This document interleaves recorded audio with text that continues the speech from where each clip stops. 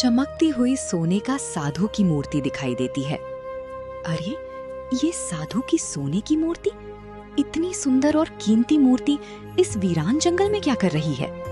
तभी हवा में वही भारी और रहस्यमयी आवाज गूंजती है जो बरसों से इस जंगल की रखवाली कर रही थी। गोपाल, ये सोने की मूर्ति उठा ले। इसे लेते ही तेरी सारी दरिद्रता मिट जाएगी और तू राजाओं जैसा जीवन जिएगा, जो एक भी भिखारी जैसे पिता के पीछे अपना वक्त बर्बाद कर रहा है। नहीं, ये मूर्ति मेरी नहीं है और मुझे इसकी कोई जरूरत नहीं है। मैं यहाँ धन के लालच में नहीं, अपने पिताजी की तलाश में आया हूँ। मुझे बस मेरे पिताजी चाहिए। सच में तू बहुत नेक बालक है। आज पहली बार इस जंगल में कोई ऐसा आया है जिसे धन का लोभ नहीं है, वरना यहाँ जो भी आता है वो सिर्फ सोने के पीछे भागता है। बता, मैं तेरी क्या मदद कर सकता हूँ? बस मुझे इतना बता दीजिए कि मेरे पिताजी कहाँ हैं। अगर तुझे सच जानना है तो यहाँ से सीधे कदम्बनी झील के पास जाना होगा। वहाँ तुझे सारा सच दिख जाएगा। लेकिन सावधान रहना, रास्ते में कई खतरे आएंगे। अगर तू डर गया तो तू भी हमेशा के लिए इस मायावी जंगल में खो जाएगा। ठीक है, मैं हर खतरे का डट कर सामना करूंगा।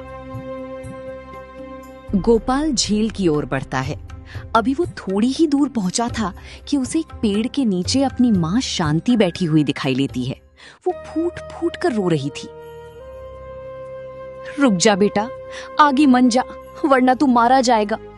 तू मेरा इकलौता सहारा है, मैं तेरे बिना कैसे ही जीऊंगी। माँ, आप यहाँ क्या कर रही हो? ये जंगल बहुत खतरनाक है। आप तुरंत घर वापस चली जाएगी। मेरा बेटा मौत के मुंह में जा रहा हो तो मैं चैन से घर पर कैसे बैठ सकती हूँ बेटा? चल चल मेरे साथ वापस चल बेटा, वापस चल। नहीं माँ, मैं पिताजी को लिए बिना वापस नहीं जाऊंगा। आप घर जाओ।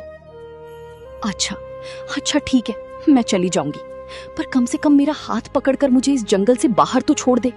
मैं यहाँ तक तो आ गई, पर मुझे बाहर जाने का रास्ता नहीं पता। मेरा हाथ थाम ले बेटा। गोपाल अपनी माँ की हालत देखकर भावुक हो जाता है। वो जैसे ही हाथ बढ़ाने वाला होता है, तभी उसे रहस्यमयी आवाज की चेतावनी याद आती है। माँ यहाँ कैसे आ सकती हैं? उन्हें तो इस जंगल का रास्ता ही नहीं पता है। कहीं ये भी उस जंगल का कोई छलावा तो नहीं? क्या सोच रहा है बेटा? थाम ले मेरा हाथ। गोपाल जैसे ही आगे बढ़ता है कि अचानक उसकी नजर अपनी माँ की परछाई पर पड़ती है, जो जमीन पर नहीं दिख रही थी। तभी वो ठिठक कर रुक जाता है। उसके मन में एक शंका घर कर लेती है। नहीं, ये कैसे हो सकता है? मैं तो अपनी माँ को बिना बताए यहाँ आया हूँ, तो मेरी माँ यहाँ कैसे आ सकती हैं? नहीं, ये जरूर कोई छलावा है। गोपाल जैसे ही अपना पैर पीछे खींचता है, वैसे ही एक तेज रोशनी चमकती है और शांति का रूप एक भयानक काली छाया में बदल जाती है। बच गया तू, वरना आज तू मेरी काली छाया का शिकार बन जाता। तेज हंसी के साथ वो काला साया वहां से ओझल हो जाता है। गोपाल के माथे पर पसीना आ जाता है। बाल बाल बच गया, वरना पता नहीं आज मेरे साथ क्या हो जाता। मुझे बिना रुके जल्दी से आगे बढ़ना चाहिए। गोपाल हिम्मत जुटाकर आगे बढ़ता है। कुछ दूर जाने के बाद उसे अपने पिताजी रघु एक पेड़ काटते हुए दिखाई देते हैं। रघु पागलों की तरह कुल्हाड़ी चला रहा था। पिताजी आप यहाँ क्या कर रहे हैं? आप ये पेड़ क्यों काट रहे हैं? चलिए घर चलिए। रघु कुछ नहीं कहता और मशीन की तरह पेड़ काटता रहता है। उसकी आंखों में कोई चमक नहीं थी। ये क्या हो गया पिताजी आपको? आप कुछ बोल क्यों नहीं रहे हैं? जैसे ही गोपाल उन्हें छूने के लिए हाथ आगे बढ़ाता है, रघु अचानक वहां से गायब हो जाता है। गोपाल हक्का बक्का रह जाता है। पिताजी, आप कहाँ चले गए? अरे ये क्या हो रहा है? आखिर ये कैसा जंगल है जहाँ मुझे सिर्फ भ्रम ही भ्रम दिख रहा है? लेकिन मुझे यहाँ रुकना नहीं है, मुझे आगे बढ़ना ही होगा। गोपाल फिर आगे बढ़ जाता है। थोड़ी ही दूर जाने पर उसे एक तालाब के किनारे एक बेहद खूबसूरत राजकुमारी दिखाई देती है, जो कीमती जेवरों से लदी हुई थी। अरे, ये तो राजकुमारी है, लेकिन ये यहाँ अकेली रो क्यों रही है? क्या मुझे इसके पास जाना चाहिए? कहीं ये भी तो कोई छलावा नहीं है? तभी राजकुमारी की नजर गोपाल पर पड़ती है और वो दौड़कर उसके पास आती है। तुम कौन हो? क्या तुम मेरी मदद कर सकते हो? मेरी पायल इस जंगल में कहीं खो गई है। मैं कब से उसे खोज रही हूँ, पर वो मिल ही नहीं रही। राजकुमारी, आपकी पायल भगा इस जंगल में कैसे खो गया? वो पायल मेरी माँ की आखिरी निशानी है। मैं इस जंगल में चहल रही थी, अभी मेरे पैर से पता नहीं कहाँ गिर गई। तुम मेरी मदद कर दो ना। गोपाल को राजकुमारी पर तरह आ जाती है।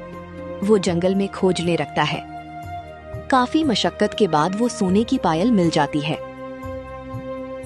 ये लीजिए राजकुमारी, मैंने आपकी पायल ढूंढ दी।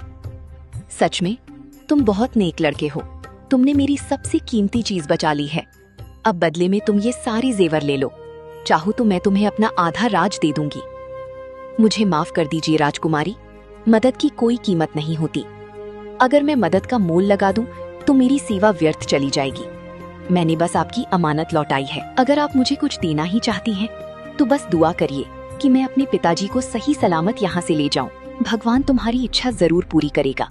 तुम एक सच्चे इंसान हो। राजकुमारी वहाँ से ओझल हो जाती। गोपाल बिना रोके आगे बढ़ता है और अंत में वो मणिकर्णिका झील के पास पहुंच जाता है। चलो, आखिरकार मैं यहाँ तक पहुंच गया। पर यहाँ तो चारों तरफ शांति के सिवा कुछ है ही नहीं। आखिर पिताजी कहाँ होंगे? मणिकर्णिका झील के किनारे अचानक चारों ओर एक सफेद धुंध छा जाती है। उस धुंध के बीच से एक तेज रोशनी निकलती है और वही भारी रहस्यमय आवाज दोबारा गूंजती है। आखिरकार तुम मेरे मुकाम तक पहुंच ही गए गोपाल। कौन बोल रहा है?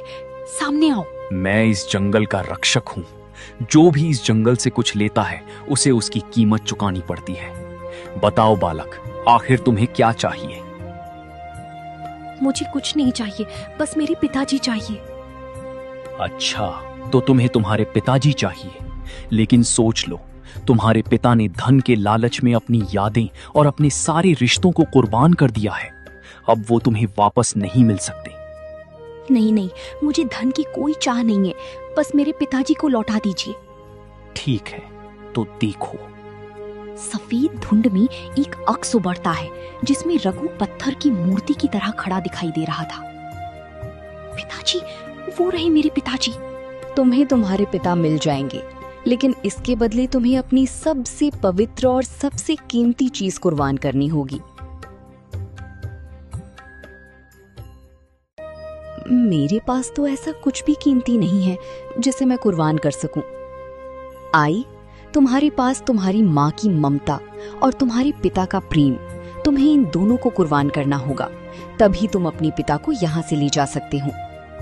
गोपाल कुछ पल सोचता है और फिर बोलता है, ठीक है, अगर अपने पिता को बचाने का यही एक रास्ता है तो मैं अपनी माँ की ममता और पिता का प्रेम कुर्बान करने के लिए तैयार हूँ। बस आप मेरे पिताजी को उनकी यादें लौटा दीजिए। देखते ही देखते एक तेज रोशनी फैलती है। झील से रघु बाहर निकल कर आता है और उसकी सारी यादें वापस लौट आता है। पर उसी पल गोपाल की आंखों से एक अजीब सी चमक गायब हो जाती है। अरे गोपाल, बेटा तू यहाँ क्या कर रहा है? हम यहाँ कैसे आए? आप कौन हैं? मैं आपको नहीं जानता। तुम्हारी बेटी ने तुम्हारी रिश्ते की कुर्बानी देकर तुम्हारी यादें वापस लौटाई हैं। अभी तुम्हारा बेटा तो रहेगा, पर तुम दोनों के बीच अब कोई रिश्ता नहीं बचेगा। भगवान, ये क्या अनर्थ हो गया?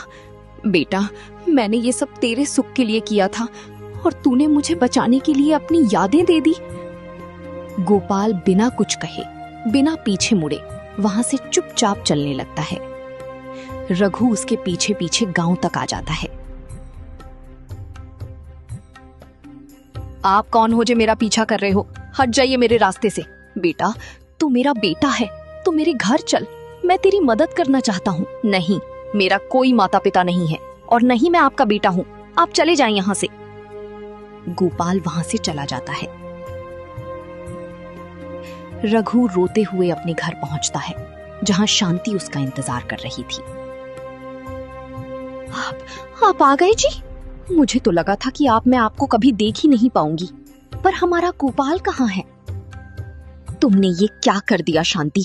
तुमने गोपाल को जंगल में जाने क्यों दिया? नहीं, मैंने उसे नहीं भेजा, वो तो खुद आपको ढूंढने गया था। पर हुआ क्या है? रघु सारी बात शांति को बताता है। सुनकर शांति के पैरों तले जमीन खिसक जाती है। ये क्या हो गया? आपको बचाने की चक्कर में हमारा बेटा हमसे हमेशा के लिए दूर हो गया। काश हम गरीब ही रहते, हमें उस जंगल का कोई धन नहीं चाहिए था। हाँ शांति, हर धन की एक कीमत होती है। मुझे ये समझने में बहुत देर हो गई। अब मैं क्या करूं? इसके बाद दोनों ही अपने बेटे की यादों के साथ अपना जीवन जीने लगते हैं।